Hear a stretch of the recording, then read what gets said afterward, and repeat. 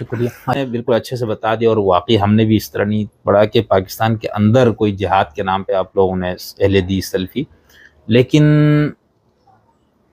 کشمیر کی جہاد وغیرہ میں باقاعدہ آپ لوگوں کا نام بڑا ٹاپ پہ رہا ہے، اور آپ کی کچھ اہل علم کا اس میں یا تنظیمی یعنی سلفی، میں یہ نہیں کہہ رہا ہوں کہ اہل حدیث کا جن پہ لیبل ہے یا جو ہیں وہ اپنے آپ کو بھی کہتے دوسرے بھی، ایک تو یہ، اور مجھے یاد ہے کہ ایک وقت میں آپ لوگوں نے جہاد کشمیر اور سوات جبکہ پوری ریاستی مشینری لگی ہوئی تھی اس کے چیز کے لیے، تو آپ جیسے کچھ سرفرے نوجوان اٹھے تھے، انہوں نے بڑے اس پہ اعتراضات سوالات کہ بھئی کشمیر کا جہاد جو ہے وہ شرعی نہیں ہے، دینی نہیں۔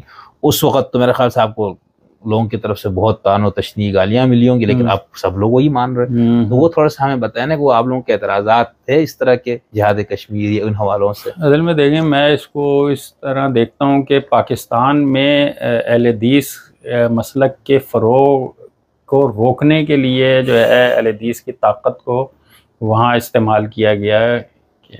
اب کئی مقاصد تھے اس کے، ریاست کو بھی کچھ کی ضروریات ہوں گی، اور کچھ جو اس مسلک سے خوفزدہ لوگ تھے ان کی کچھ اثر و رسوخ استعمال ہوا ہوگا۔ تو یہ جو تحریک کشمیر کے جہاد کے لیے اہل حدیثوں کی تشکیل پائی، یا جو ہے افغانستان کے جہاد کے لیے کوئی کچھ لوگ اٹھے، تو ان کے پیچھے اہل حدیث علماء کی طاقت نہیں تھی۔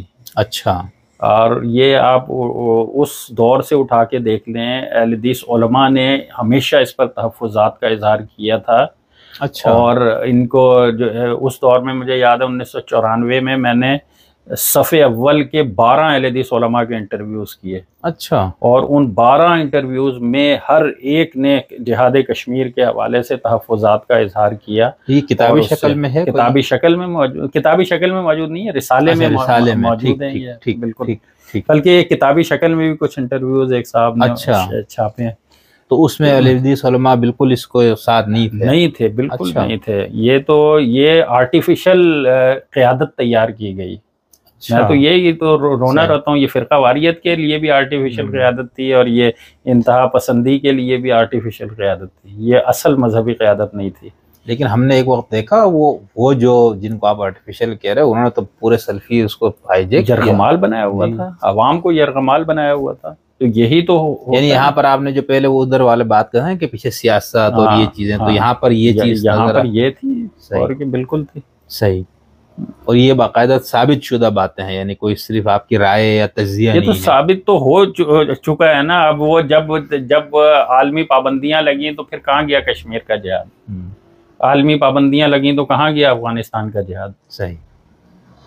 تو جب تک یعنی وہ کیسا جہاد ہوگا کہ جو عالمی قوتوں کی اجازت سے ہو رہا ہو، اور ان کی ضروریات کو پورا کر رہا ہو، ان کے مقاصد کی تکمیل کر رہا ہو، صحیح، اور اس کے لیے آپ استعمال ہوتے چلے جائیں، اپنے نوجوانوں کو استعمال، جو قیمتی نوجوان جو یہاں پر دعوت و تبلیغ کے لیے اور مسلک اہل حدیث کو فروغ دینے کے لیے بہت کردار ادا کر سکتے تھے، ہزاروں نوجوانوں کو وہاں شہید کیا گیا۔ صحیح۔